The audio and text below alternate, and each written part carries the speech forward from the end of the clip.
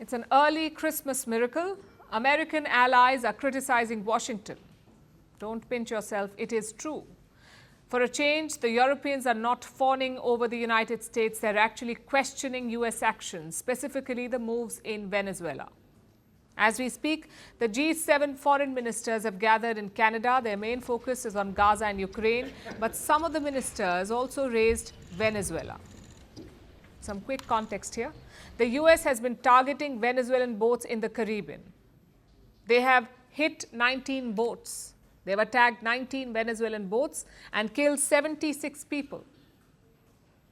Plus, a lot of US firepower has been deployed. One aircraft carrier, 15,000 soldiers, and around 9 American warships. All of this has been done without global sanction, without getting the world, or at least America's so-called allies, on board. So no proof, no trial, and no UN vote, just American strikes and threats. It started in September this year. For close to 2 months, Europe was silent, but finally they're speaking out. The French foreign minister said this before the G7 started.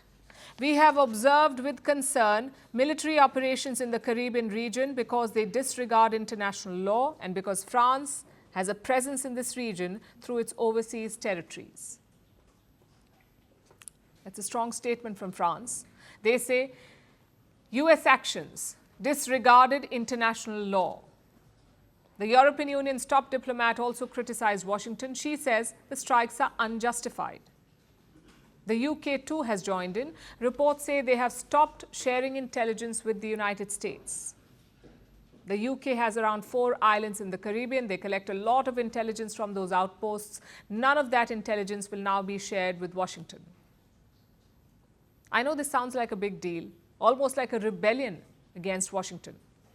But the US Secretary of State couldn't care less. That's Marco Rubio. He says nobody at the G7 raised this issue with him. Secretary, I was told by the European representative on foreign policy, Kaya Kallas, that it was discussed, the Venezuela military operations were discussed. Not with me. No one raised it. I mean, no one in the meeting raised it. Raised in meetings. Not with me. They didn't raise it with me. They may have raised it among themselves, but they all came now from CELAC or whatever they were at. But it didn't come up once in any of the gatherings that we had, either last night or today. Couple of things to note here.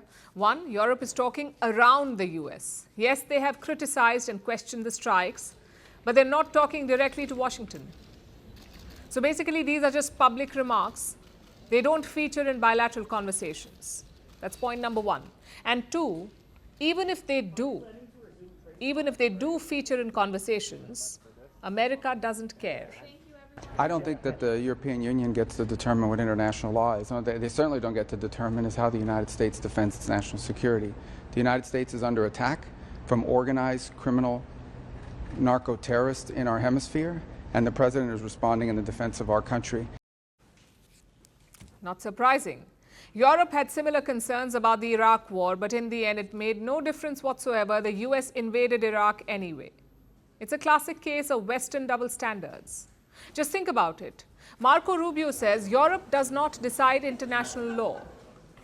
He's right. But neither does America. Any military action must check 2 boxes. 1, they must be backed by the United Nations, and 2, they must have a proper justification, even if the first is lacking. You must at least check the second. You must at least have some justification. In this case, neither box is checked. Look at the data. 65% of drugs are seized at land crossings, 28% at airports, and only 5% at sea. So all this mobilization is to target 5% of America's drug problem. But sure, let's call it self-defense. The fact is, this is not about drugs at all. This is about the US trying to send a message, trying to reinvent its hegemony in Latin America. The question is, will anyone push back?